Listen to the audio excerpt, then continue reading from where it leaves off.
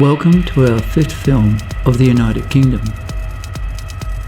After leaving the Cornwall coastal village of Looe, we travelled 172 miles on our final journey by car to the city of Bath and then on to Liverpool and Chester.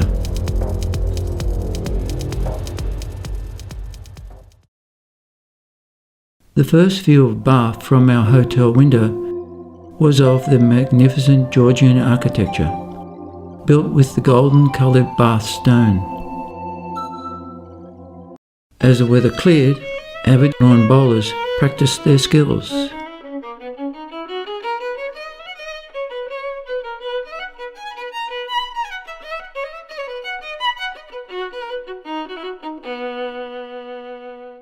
Past row houses, commuters head off to work as garbage collectors clean up the roads.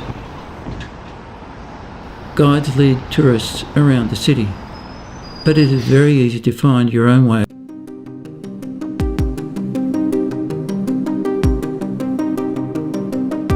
Abbey Green is home to one of the oldest architecturally planted trees in the world, a giant plane tree.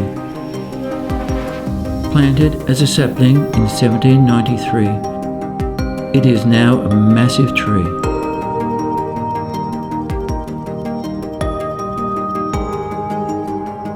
The circus, designed by Robert Wood, consists of 3 terraces to form a circular space like the Colosseum in Rome, and used for civic functions and games.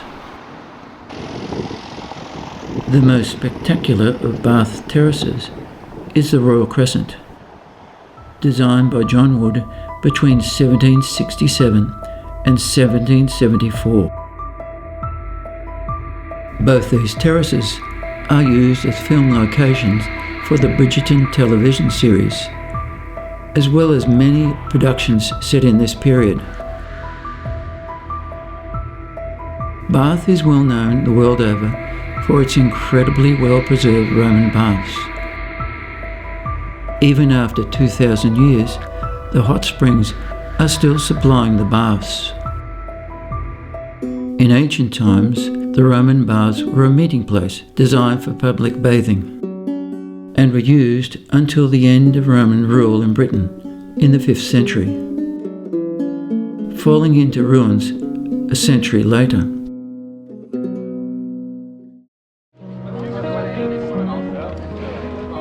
Reconstruction of Bath Abbey began in 1499 and was completed 200 years later.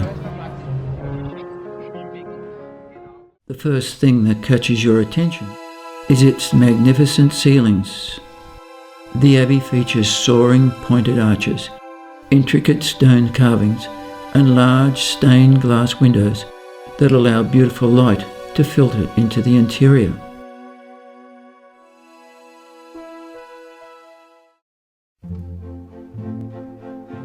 The River Avon flows through the centre of Bath. In the 1700s, the river was difficult to cross. Around 1770, the neoclassical architect Robert Adam designed Pulteney Bridge from an original but unused design by Andrea Palladio for the Rialto Bridge in Venice. The 3-arched bridge spans the Avon and became a means of not only crossing the river, but also provided a shopping arcade. The Pulteney Bridge, along with the Rialto Bridge and the Ponte Vecchio in Florence, are examples of the few bridges in Europe to serve this dual purpose.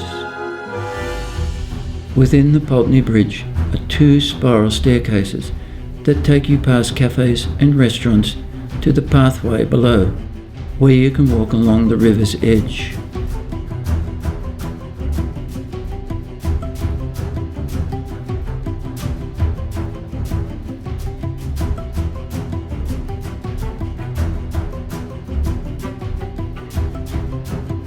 To the left is the Bath Rugby Stadium.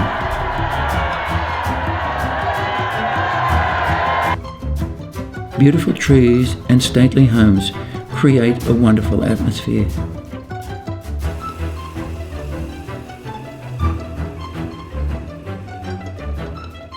Boats are moored close to North Parade Bridge. A few of the many famous people who lived in Bath include the architect of the Royal Crescent, John Wood the Younger, the author Jane Austen, and Admiral Arthur Phillip, who led the first fleet to Sydney and became the first governor of the colony of New South Wales. In 1987, the city of Bath was inscribed as a World Heritage Site, and in 2021, it received a second inscription as one of the great spa towns of Europe. With no car anymore, we continued our trip by train, allowing us to enjoy the rural countryside.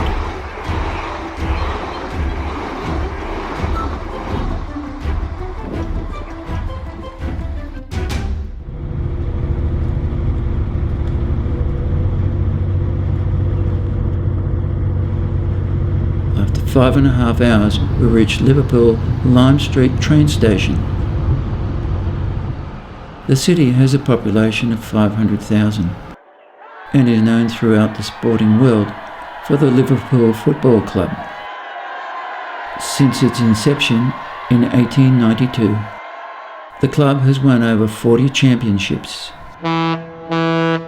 Outside the Jerry Marsden Merseyside Wharf are 4 lifelike statues of the Beatles.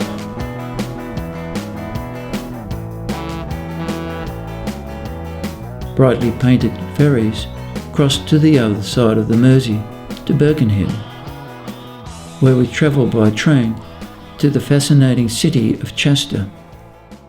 When you walk down the streets of Chester, you are drawn to the black and white Tudor buildings, which are a major attraction. Constructed between 1486 and 1603, they have stood the test of time. The Eastgate clock is a turret clock built above the east gate of the ancient Roman walls of Chester.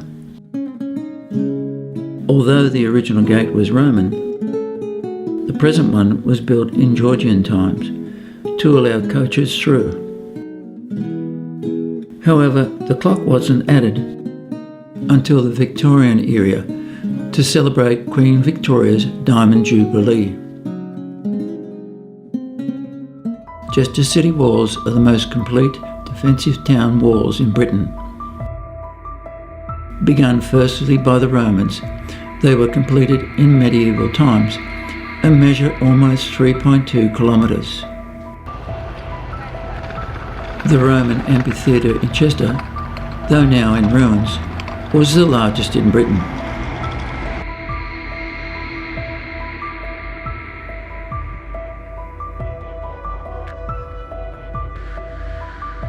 Used for entertainment and military training, there have been 2 stone-built amphitheatres on the site. The first included access to the upper tiers of seats via stairs on the rear wall, as at Pompeii, had a small shrine next to its north entrance.